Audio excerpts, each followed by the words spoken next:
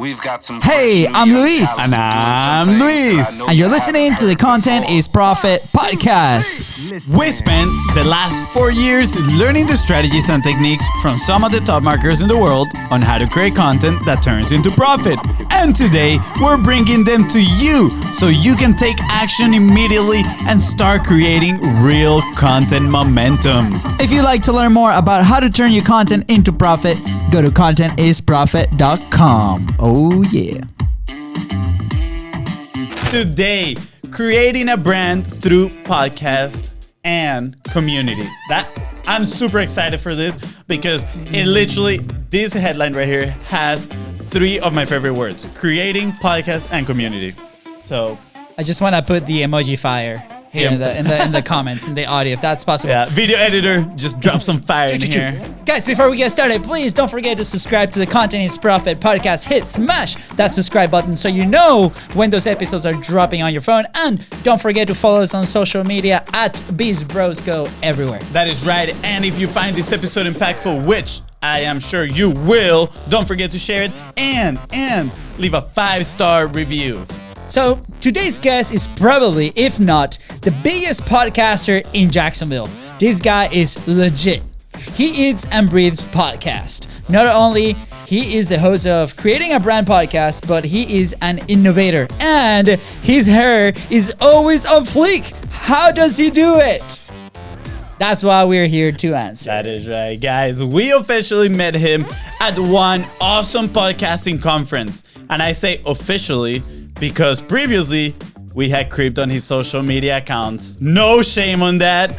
He is surprisingly good at knowing what is the next most important action to take, and he has been doing just that with the release of his new incredible service for podcasters.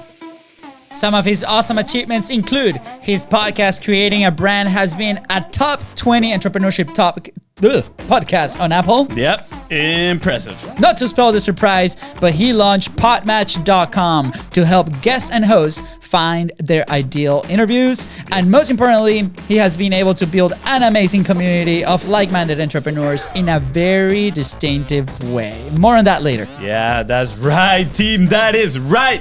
Please welcome Creating a Brand podcast host, master community builder, and best haircut in Jacksonville, Mr. Alex Sanfilippo! Hey. What's up, guys? What's up? Man, that intro, I've been on over 100 podcasts, and I have never had an intro even close to that one. Insane. Thank you. Thank you, man. We are so excited. Honestly, I'm just gonna say this from the start. We're gonna have to do round 2 when we can all be in the same room. I think that's gonna be pretty epic. Yes. But man, thank you so room. much. What does that mean? Same room? Yeah, Is that a thing now? Yeah, I don't know. Wait, is there another? I thought my wife was the only other human on Earth. Is there other people? True, right? So the same planet. You guys, I got a little bit of beef with you guys, man. I gotta say something here, man. Go ahead. It was episode 42. You guys had Holly Flick on, and you all talked about starting a soccer team, and I didn't get a call, email, text, anything. Okay. What is the deal? Oh man, okay, being called out on the show. That's okay. That's true. Okay, we're putting you on the list, and now you're gonna be on the bench. Clearly, I mean, no, I'm kidding. Anyway, that's fine. Starting 11. I'll keep it warm. The team is growing, man. We got Alex, we got Holly, we have Catherine Jones too. What? Yeah, we're turning from a 5v5 team to a 7v7 team, and eventually, hopefully, an 11s team, right? So if you're a part of the audience and you love soccer just like we do, go ahead, let us know. Drop a comment, say hi to Alex, say hi to us, and we'll see. We'll do some tryouts and see if you guys can be on the team too. Dude, Alex, I am extremely excited. A lot of people have been telling us, you guys are always excited, but that's true. I mean, the people that we bring into the show is because we admire to a different level. And, we met you at Podfest, and wow, like you were probably the only presentation that we went to. Yeah, it was actually the only presentation that we stepped into. That we listened to the full thing. Not because the other presenters were amazing, but we were having a great conversations outside where we're like, we need to catch this guy up and see what's up because he's from our hometown. And dude, we love it. So we would love for you to share a little bit of who is Alex, where do you come from, and why you do what you do now. Yeah, man, guys, this is an honor to be here. First off, and I was obviously the best speaker that you guys heard there because I was the only one. Exactly. So not bad, right? Yeah, not bad at all. So Alex Sanfilippo, I was actually born and raised Jacksonville, Florida. I've always loved the beach. I've always loved swimming, fitness, soccer. These are things that I love. They're part of who I am. The thing is, I'm not great at any of those sports or anything like that. What it turns out I was good at was business. I learned that at a young age and just kind of dove right into it. Really enjoyed it. It's funny. I always had this dream growing up. I wanted to be that guy who would walk into a building, like a corporate building, and right when I walk in the door, people would be like, Alex, we need you to sign this. And there's a meeting waiting for you. And there's a phone call waiting for you. And then one day I actually got that, and it's terrible. It's really bad. It's called middle management. And if you aren't really good, it is hard to actually get anything done there. And so that was kind of like my discovery time where I'm like, I don't want this. I need to get out of this. And ever since then, I've really dove as heavy as I can into entrepreneurship and just enjoyed the act of creating something for myself. I have a background in blogging, and over the last couple of years, I've really gotten into podcasting and absolutely just fallen in love with it. So this is kind of what I'm doing. And my big thing is if I can help other people come along with me or find their own path for what they want to do, I'm all about it. And that's what brings me here today. Yes. Yeah, no, that is awesome. I love how you picture your dream, being that one person coming into the room. That's pretty funny. Yeah, I thought it would be so cool. And then I got there, I'm like, this is bad. This is not what I wanted. Yeah. And I want to take that as a lesson here that sometimes we chase something and once we get it, it's okay if it is not what we were expecting, right? And absolutely. It's totally okay to pivot and chase something else. Yeah, 100%, man. I've pivoted time and time again. I'll tell you what, I've used those skills that I learned there to grow where I am today. Like it's kind of a natural progression, if you will. But who knows where you might end up because of that. If you're willing to pivot, not say this failed, this wasn't what I wanted. Yeah, there's such a valuable lesson in there, and just having that right mindset because the whole world's pivoting right now, one way or another, isn't it? Yeah, exactly. I mean, it's just one way. Everybody's pivoting. The whole thing is like shifting. Yeah. The whole thing, like, there's no option, guys. Go with the flow. Okay. Yeah. But I'm very interested. Like you set your past like on content, right? It's start with blogging, right? Mm-hmm. And that's something that personally is very close to me because in college I started a blog called Mass Life, and the whole purpose was like these cool articles, amazing things about humans and doing positive things, right? Because we hear all the noise outside and we want to do this, right? But with that being said, even the passion was there, I did not continue on that path because to me, there was a lot of friction. So I'm very interested to know, like, how do you get started into blogging and why the transition now, or why do you, let's say the evolution to now podcasting? And I know that you also use some elements. So I want to learn a little bit more about that story because we might go back to that, but we'll see. But yeah. So what's up with that? Going back to the early blogging days, the first time I sat down to write a blog post was just something inside me said it was time to write. I was actually leading a men's small group with my church at that point, and all the guys would ask me for notes on what I talked about. And so I was sending them texts and emails, and then they're like, can I share this with people? Can I forward this text? So it started turning into okay, there's a lot of people asking this. It ended up being about 100 people at one point. And I was like, maybe I should do this blogging thing. And then I found a website called WordPress. It's a very small website, but some people have heard of it.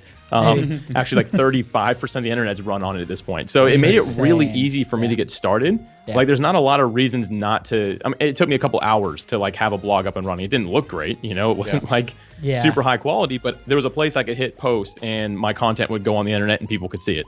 So that's kind of how I got my start with it. And I'll be real, if anyone can find those original articles I wrote, burn them, please, if you can find them.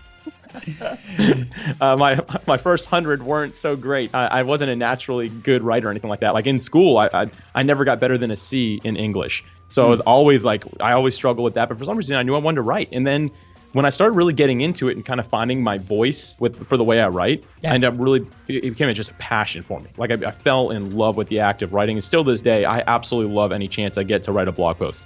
I'll do guest posting. I'll do any of that stuff. It is so much fun for me. But along the way, there's this thing called SEO. Mm-hmm. And like I said early on, sports and stuff like that didn't necessarily come natural to me. But for whatever reason, SEO came really natural to me. It just made sense.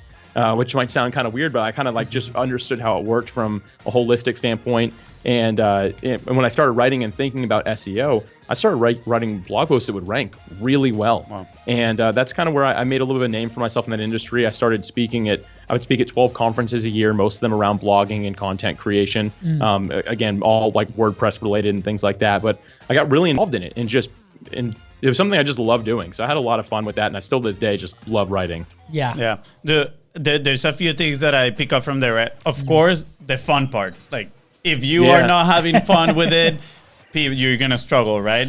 And I'm not gonna lie, like lately I've been getting into writing and copywriting.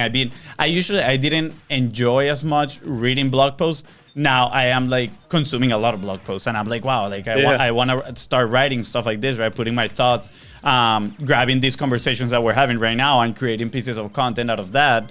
So I found that super exciting. Kind of like maybe at some moment in your life, you're not having fun with a certain thing, certain skill, but that doesn't matter that in the future, you know what we talk, pivoting, right? That in the future, you might enjoy that and that might actually be a possibility for you. And the other thing that you mentioned kind of like pretty quickly, but I want people to hear this, is that you said your first 100 blog posts. Yeah, they weren't that good, right? So side note, if you find them, don't burn them. Send them to us. Send them to us correctly. Yes, Don't do it or off the soccer team. I will see to it. So, but I'm going to repeat that again. First 100. That's a lot of blog posts, right? And that just meant you kept going and kept going, being consistent. And that is the key, right? At the end of the day is if you want to find your voice, if you want to make progress, you need to be consistent, and you cannot just put 2-3 articles out there and be like, oh, well, I didn't go viral. No. And that's it, right? Yeah. I think a very important thing here is that you mentioned there was a place where I can hit publish. And this is massive for us because even though like early in our story, like that blog did not work for us. I did not see the benefit at the time. It was not for me. But the second we started this show, that's where we found not just the voice, but the place where we can actually hit publish, right? Yeah. So I think like that's different for everybody. And for you, that was blogging. For a lot of people, might be writing. And we have an example like this is coming very personal. Like our dad wanted to write for like everything. He's like in his 60s, right? And he's like, I always felt that itch. So we're like, go do it, right? But his technical skills might not be where they should be to auto-publish on blogging. So guess what? Now he's writing and he's publishing on podcasting. So it's like find that place where you can hit publish. So thank you for bringing that point home. I have a question regarding to that, right? Like, so people that might want to publish and hit that button, right? But they find themselves doubting to just press it, right? Put themselves out there, or maybe they're putting themselves too much friction in between. You know what would be some recommendation that you would give them? Gosh, man, everyone starts off feeling the same way. Like what I just said, like my first 100 blog posts, that isn't like something that no one's ever said before. Like you could ask probably the world's greatest writers and they would be like, I don't want anyone to know what I first wrote, right? I mean, it's very rare to meet someone who's like, I've been proud since day one. But at the end of the day, I say first 100, like I wrote every day for a while, by the way, guys, and I don't recommend that to anybody. Don't do that. It's a bad idea. But for a while I was doing that. So like that's why for me it was like it was really only the first year and a half, I'd say, that was the first 100. And after that I started finding my voice and things like that. But my recommendation to somebody is you have to step out and have courage at some point. The meaning of courage, the definition of it means being afraid than doing what you have to do anyway. Yep. If you never hit that publish button, then you never get started. It's that simple. And I had a lot of fear. Like especially I'm thinking like back to the first few, I didn't want to share it with anybody. I was scared to text people about it. They were already waiting for it. I didn't post it on my social media. I was way too nervous to do all that. Yeah. And then I started getting selective. I'm like, well, I bet these people would judge me for it. So I'm just going to send it to these few people. And like, I don't want it to be public. And honestly, I look back now and I'm like, Alex, it was so silly. Like I was putting myself out there. No one looks at that. When you're being courageous, nobody looks at you as being like, oh, I can't believe this guy. Look at this. This is terrible. If people see you stepping out of your comfort zone, that's motivating for people by itself. Even if they don't read the content, they're like, wow, look at this guy stepping out. It's really encouraging for other people. And I found that when I've done that since that day in my life, when I've stepped out, it encourages other people to go do the same thing. And the world needs that more than ever right now. We've got to be willing to step out and get out of our comfort zone and just hit that button, right? Yeah, that's true. Dude, I have you just remind me of such a cool story.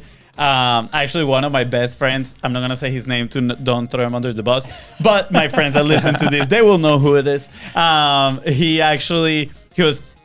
He wanted to create something, right? A YouTube channel, actually, right? And we were like, dude, just do it. Just get yourself in front of a camera, talk. And he said, well, but I need to learn this and that, whatever. And we were like, okay, dude, just minimal viable content. Remove all the friction, just put it out there. So he goes ahead and he creates a video and he sends it to my brother and me, just the two of us. And he's like, please, guys, don't share it with anybody, right? And I'm like, dude, we watched it. It was a 14-minute video. And when we opened it, immediately we're like, well, this might be too long, you know? And it's like, being honest with ourselves, we're like, whoa, this might be too long. It's not a topic that we might be attracted to. Like, that was the thought process. Correctly. But we're like, I'm super interested in watching it. It held our attention. Like, the video was quality. The message, right, was so much quality that we literally, for 14 minutes, were hooked in the computer watching this thing. Laughing, cracking up. And it wasn't even a topic that we are, like, that attracted to, right? So I tell him, I'm like, dude, this is amazing. You need to share this, right? And he's like, well, you know, my plan is to maybe share with people that I don't know, or from these communities and stuff. I'm like, no. It's like, text all your friends, dude, and send this to everybody that you know. This is awesome, and they'll share and ask them to share with people that they know. And he's like, well, but I don't know. I'm like, do it. And he ended up doing it, right? Good. And dude, the response was amazing, because at first he was afraid of being judged, or like people tell him like, no, dude, you should do this way, or this, that, the other way, right? Because everybody got feedback. And he, at the end, he was like, okay, I'm just gonna put it out there. Dude, the result was amazing. Like, he has racked so many views in his videos because people just connect with him. Some of them are just excited that he's stepping out of his comfort zone, and they want to support you, right? So I get my message here is, if you send it to probably one of your friends and they discourage you, maybe take a little look at that relationship right there. Just throwing that out there, right? I mean, I'm not gonna, but I mean, if your friends will probably 99.9% of the time, they are gonna support you. Yeah, I had a lot of support when I got started. Like, I'm thinking about video now, because you're talking about video. The first time I did a video, I was so nervous. Like, I'd spoken in front of people, but something about the camera, I mean, it has no emotions, man. It doesn't think I'm funny. It doesn't get emotional when I do. Like, none of them, like, won't you give me anything, camera? But for some reason, I was more nervous in front of a camera. I'd sweat in front of a camera, but not in front of an audience, which is opposite of most people, I guess. But anyway, what I had to do is I had to, like, ease my way into it. So I actually recorded videos. I just shared this earlier today, which is funny. I'm talking about it again because I haven't talked about this in years. But for 1 month, I told myself, I gave myself that timeline. I'm going to record myself. I'm going to listen to it, and I'm going to take notes on how I do. What are my words I go to? Do I say a lot? My first video was like 2 minutes, and I said 300 times somehow in it, you know? Like, it was something really crazy like that. But at the end of the day, what I did was I evaluated that for a month, not in a place to criticize myself, but to say, okay, Alex, how can I improve so that when I do post this, I actually feel a little bit confident, know what I want to do. A month later, I posted my first video, and I'll tell you what, I got so many people like texting me, calling me like, Alex, that was incredible. I've never even seen you on video before. How are you that good at it? And the thing is, I wasn't great at it. But for a first timer, I looked like I was, but I had been practicing for a while. And I think that many people, if they're really consumed by fear with it, give yourself a little bit of time to do it. Not too long. You need to set a timer. You can't be like working on it for years, right? At some point, you have to hit publish, like we're saying. But if you give yourself a little bit of time to practice in the dark, go for it. But just make sure that as soon as you hit that point, that timeline that you set for yourself, you go for it. And like I said, that was 30 days, but I did it at least one video a day for 30 days. So like by the end of it, I could hit play and I could talk for 3 minutes straight, no notes, and I was fine. And still to this day, it's something that I practice I've taken with me in almost anything that I've done now. Exactly. I love how you like came up with your own framework right there, right? Like you identify, hey, these are the areas that I feel like I'm not there yet, right? To your standards, and that's okay, right? And this topic has come up a couple times in the last few episodes. Like the audience sees something, but inside of us, we see way ahead, right? And then we execute with those standards in mind, but we don't know that the audience doesn't know those standards. And as soon as we start executing, they're going to see that. But in our mind, we can have the full plan. They're not going to see it. They're just going to see what you're publishing. And that's your best. And then you're going to improve a little bit, and that's your new best and your new best. So the relentless quest for better, right? Like, how can I, and I love the intention that you had every single time. It's like, how do I improve, right? And that is the question people need to ask. Even if you are good at it, ask yourself that, because that's just gonna elevate you a little bit and make you even better every single time. And I actually want to give like a little random hack in here for people listening. You were talking about like how you get sweaty, right? Dude, I am that person. So when we used to work in the fitness industry, I would have to like stand up in front of the company. It was like 20 people. They were all friends of mine too. And I had to talk about social media. Dude, and I would get so freaking sweaty. Three shirts, like, it was horrible, right? So no good. Actually, one of the things that has helped me with that is literally being silly. So I'm going to give this example. When we met you at Podfest, right? They had this karaoke night, one of the nights. And one of our friends was like, hey, let's do a duet. Let's go and sing. Dude, I cannot sing. I'm terrible. I don't sing at all. And so I went on stage and I was looking at all the people in there. I didn't know anybody. And I was like, bro, I'm going to get super sweaty if I start getting nervous. So how can I get rid of this, right? And I was like, I'm just going to be silly. I literally went on the ground, pretended that I was breakdancing, rolled on the ground, and then landed on my side like that, just like posing over my hand. There's a video, Alex. Don't worry. We can show you later. Make sure that's in the show notes for me. 100%. And literally after that, like everybody laughed, like it was silly, and I felt so comfortable after that. I didn't mind butchering the song whatsoever. So, and in part, I think that's why we do the intros that way, because whether we make a mistake, right, it's funny, whatever, like we are being ourselves, we're being silly, and it's totally fine. Like we embrace it. So whatever comes after that, we're not gonna get the sweaty armpits. Yeah, Alex, Right. we feel like you're on you're like on this movement creation mode right now. I'm very curious to know why that transition from, obviously we talked about blogging to the podcast to speaking in different stages, and now you're creating this amazing community, and now this new product that you guys launched. Why that transition? Why creating a community? Why go there? Yeah, this is a great story. So for me, it went from blogging to podcasting, like you said, and that was just a natural progression. At some point that just happens. I'm like, wow, people make blog posts for podcast episodes. Why don't I do a podcast episode, make a blog post for it? It's kind of a natural progression. I knew I wanted to get into it because I'd been speaking for a while, and it's a lot of fun. So I love podcasting. Like being here today, this is like the highlight of my day. This is sweet. Yes. So let's go. Excited about it. But so I wanted to do something with the podcast because they tend to be a little bit one-dimensional, and that's something that my life has always been changed time and time again through community and through doing life with other people. So when I started the podcast, I day one was like, there has to be something more than this. I have to be able to talk to these people. So yeah, I created a community with it. It's a free online community, and it's just for people that are entrepreneurs that want to go further, faster is the way I say it. We can all communicate together and kind of help each other along the way. There's some free courses and stuff in there. Really important to me. One of the things that I set out to do day one with this, because I'm going to give you all a little secret, and the audience can take this one too, like about Alex Sanfilippo. I don't have the best business ideas. Believe it or not, my ideas aren't that good. But what I found that actually works really well is that if I can find people that have problems and make a solution for their problems.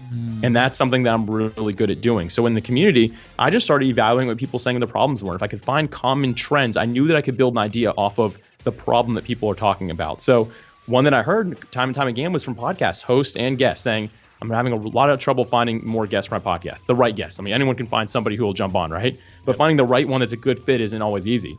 And then the guests on that side, they're saying, I really want to be on more podcasts, but I don't even know how to start finding the right ones. Like, do I just listen to iTunes and see, or listen to Apple Podcasts and see if I can find something on there? Anyway, I saw this trend, the problem they were having, and I decided, you know what, Alex, if you can create a solution for this problem, you can really serve this audience really well.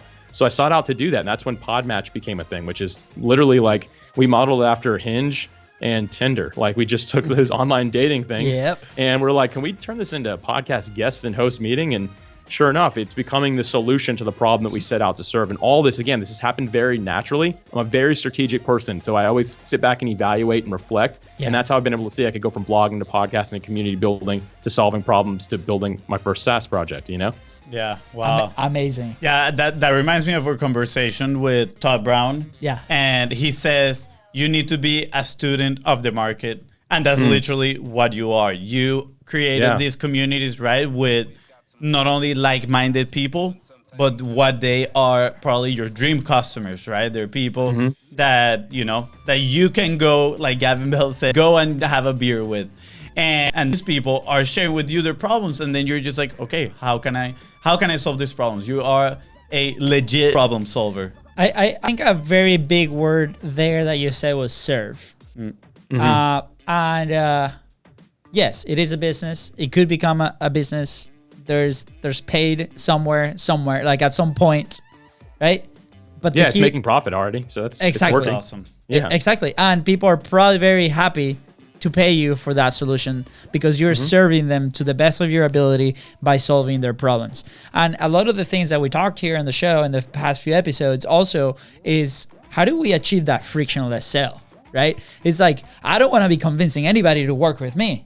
I want people to come to me and be like, guys, like, how can we work together, right? That is the best, like the amazing questions like, do you guys do this? Can you guys help me?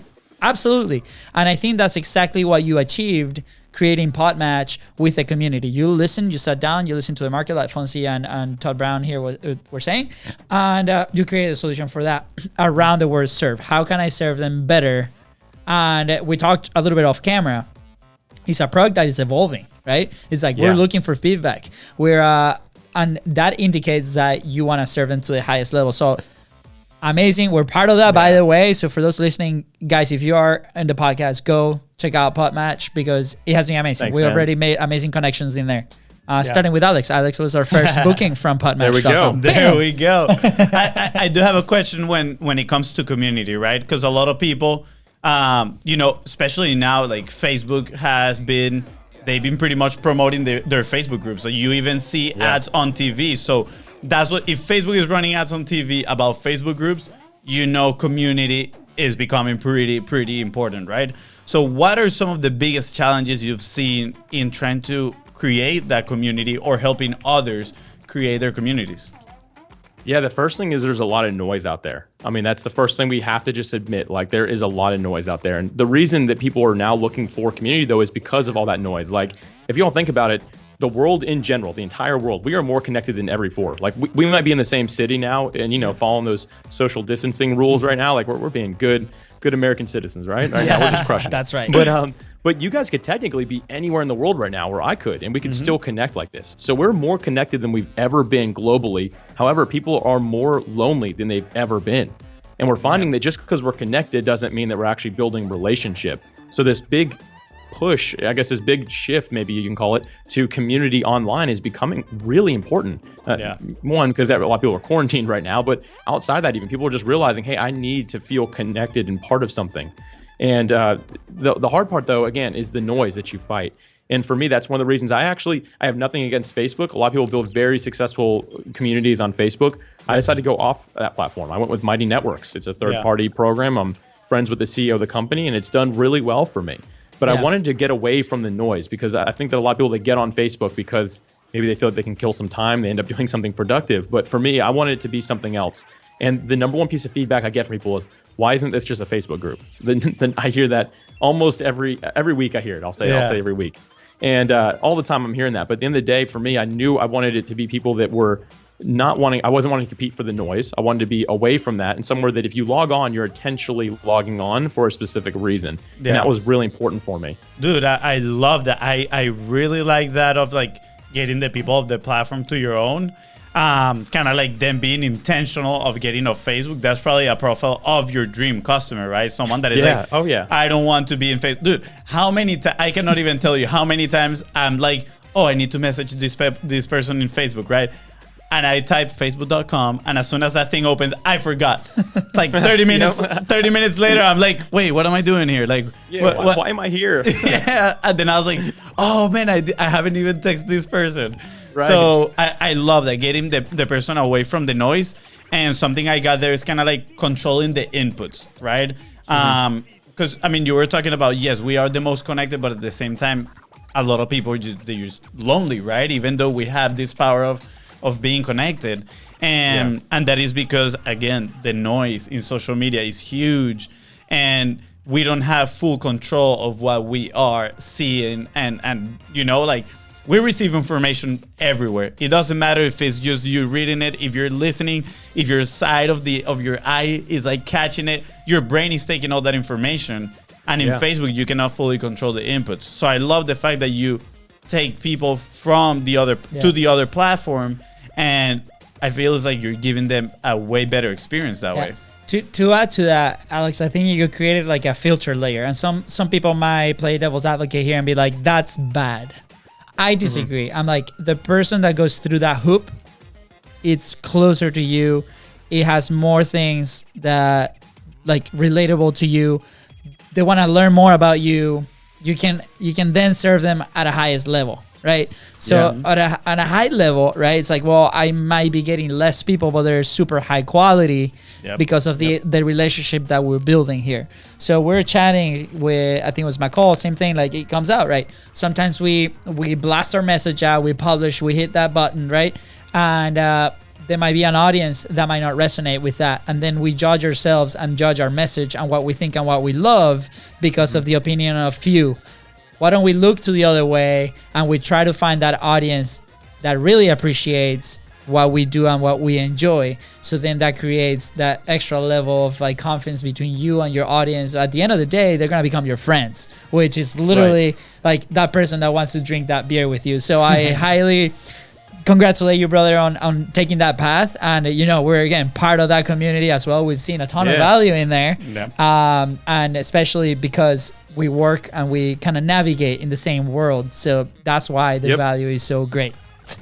So awesome, man. I hope this motivates everybody to create their own stuff and their own community. Yeah, their own communities. And drive them away. Little business side of that, actually. Quick business side of that. I'll throw this little tip out there, too. Is unless Facebook has changed something, which last time I checked was yesterday, and they haven't, you don't get the email list. You don't know who, like there's people in your community, but they don't all see it. So if there's 100 people in there and you post something, not all 100 are going to see it. When you have your own platform, not only can everyone see it, but also you own that list. So we have to remember big social media is rented space.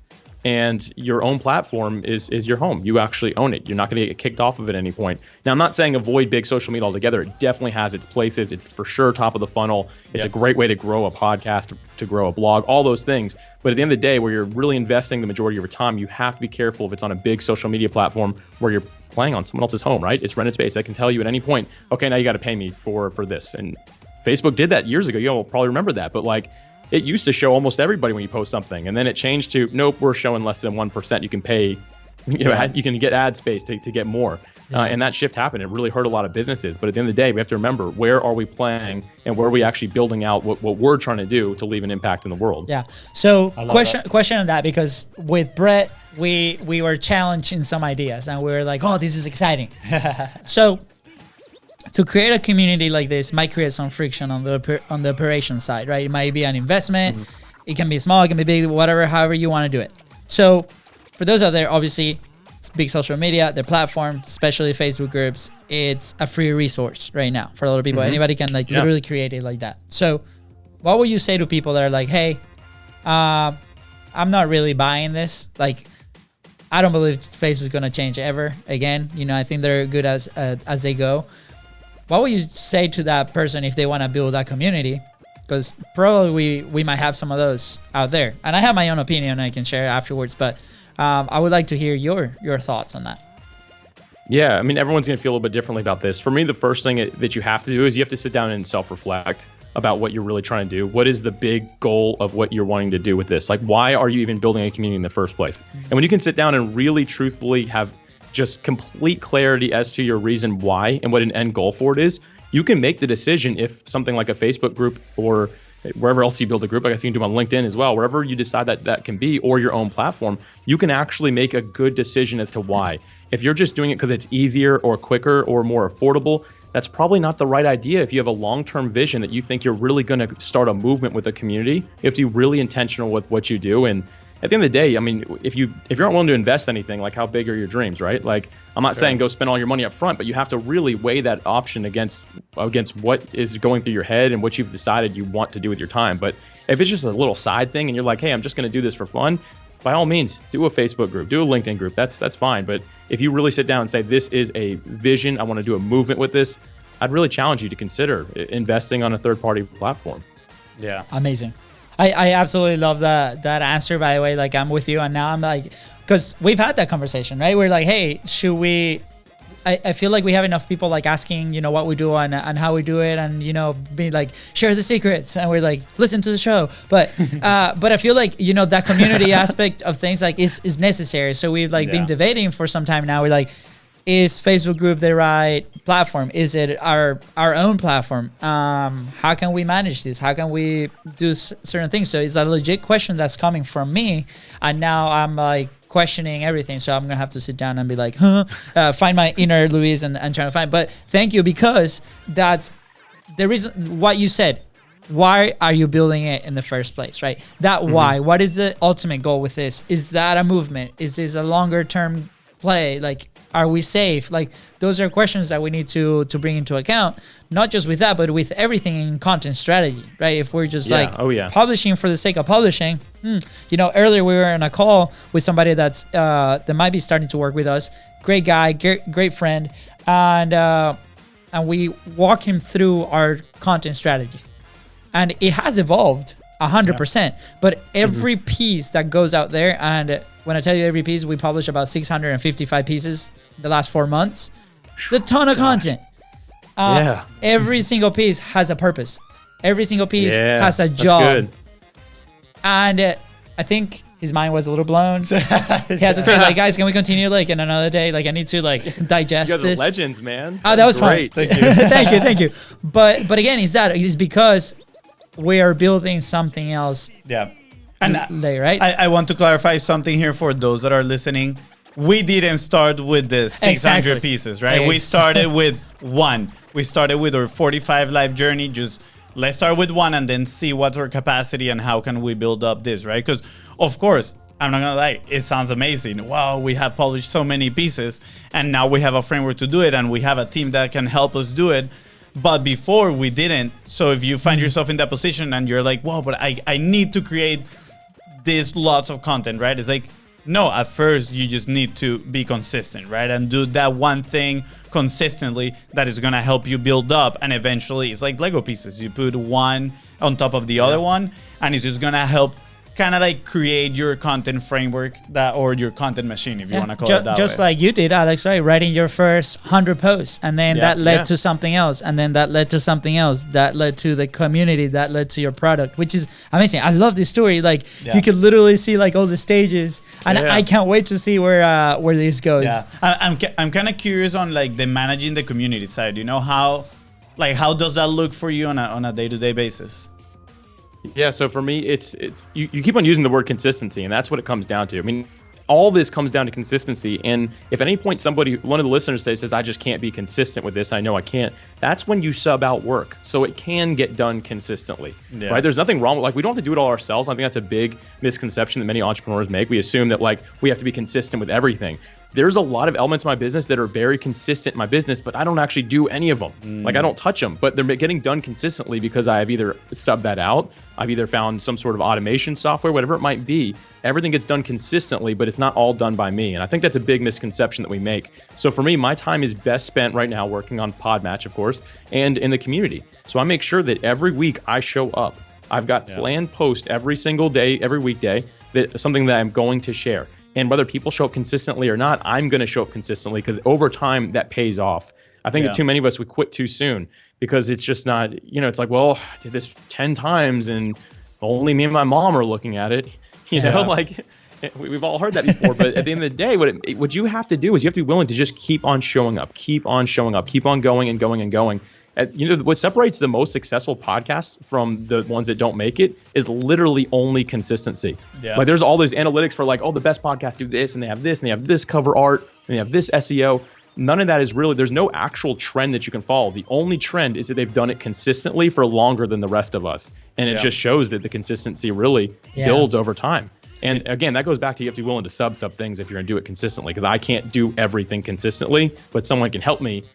And then that, in turn, it's all getting done. Yeah, 100%. And I'm guessing I know you have a life, right, that you want to enjoy as well. So if you take on all those responsibilities, I mean, you will not be enjoying your life that much. Yeah. So I think that's one of the questions that we ask ourselves, because Fonzie here is a creative mind, right? So he goes into his creative zone, and then he's like, dude, what if we do this and this and that? And then immediately, the question is like, can we operate like that consistently over time? Can we implement that in the processes that we have now? If the answer is no, then we scratch it. And then we're like, okay, what's a piece of that we can implement now? And that's how your content starts to evolve.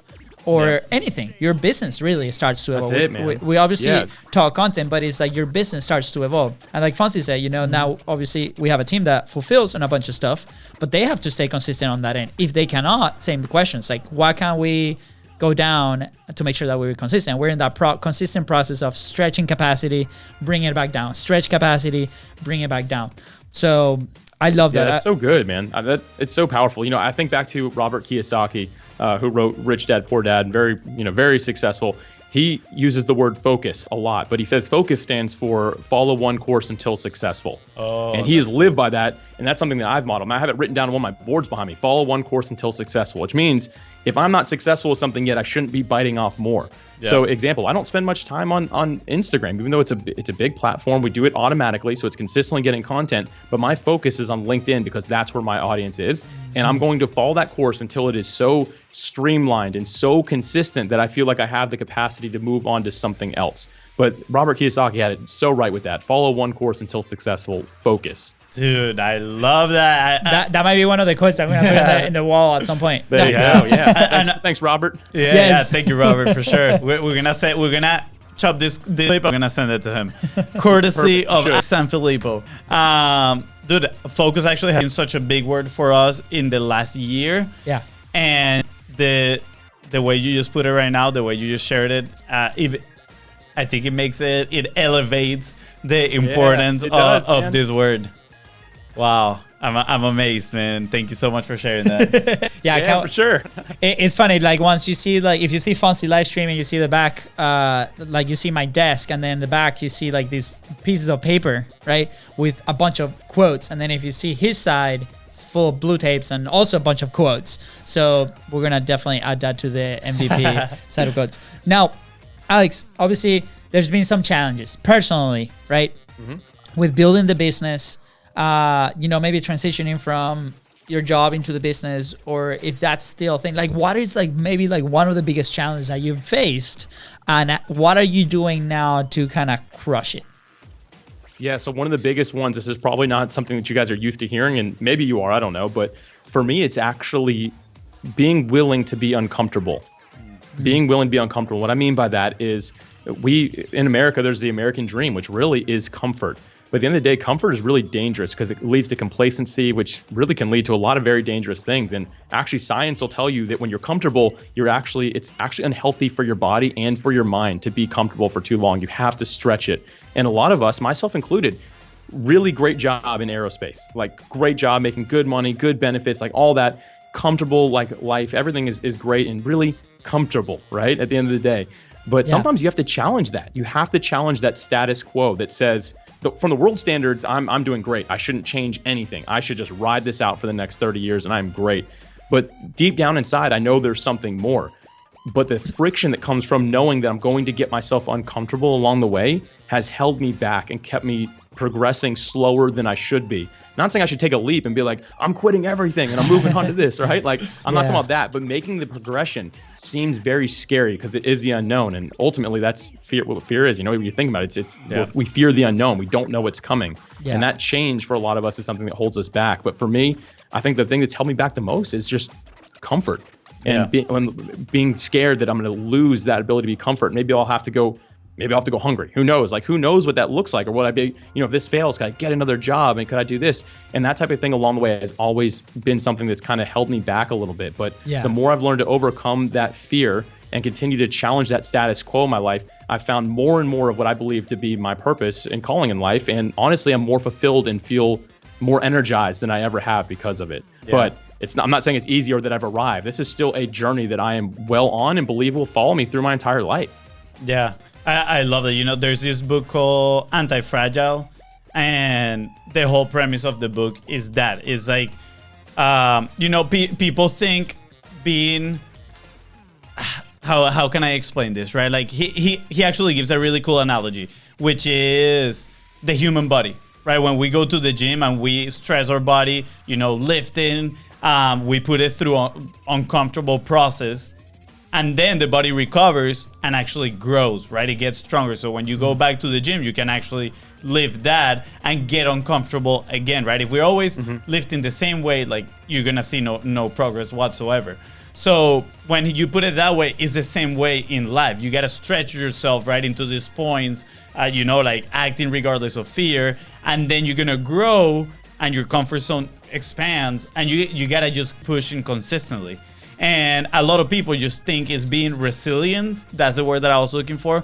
But resilient is actually pretty much like enduring those hard times, those difficult things, but not growing.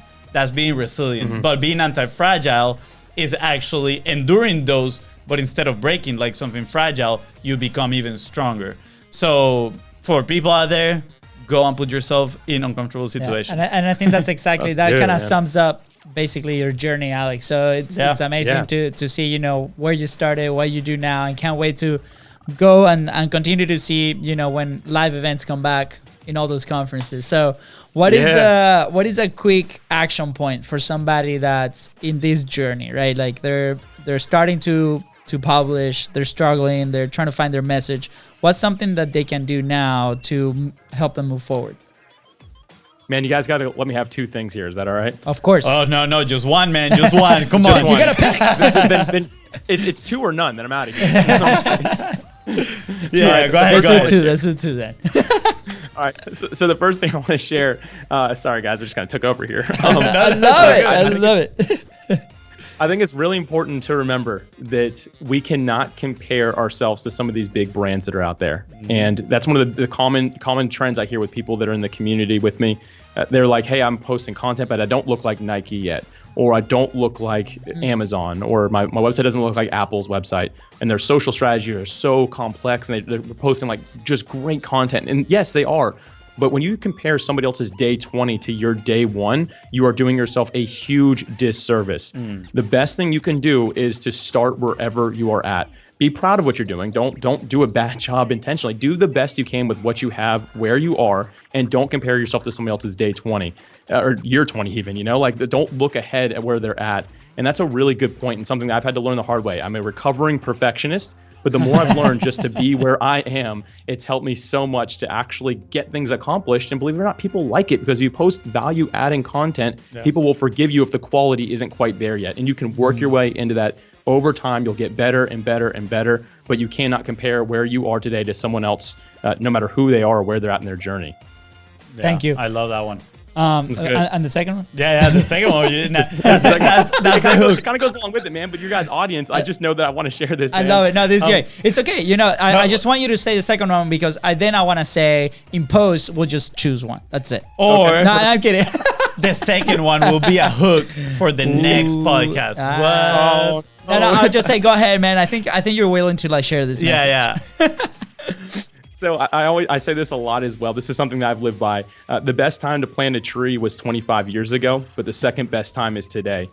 Whatever it is that you're planning on doing, you can beat yourself up all day and say, I wish I would have started this years ago, months ago, weeks ago, days ago, whatever it might be. You can be saying that about anything, but none of that matters anymore. The best way to plan for your future is to give up all hope for a better past. The past is behind you. Let it go. Wherever you are today, plant that tree, and that it will begin to grow over time. And 25 years from now, it is going to be something beautiful. But it all starts with what you do today. So The best time to plant a tree was 25 years ago, but the second best time is today. So just get started where you're at. I love it. Yes.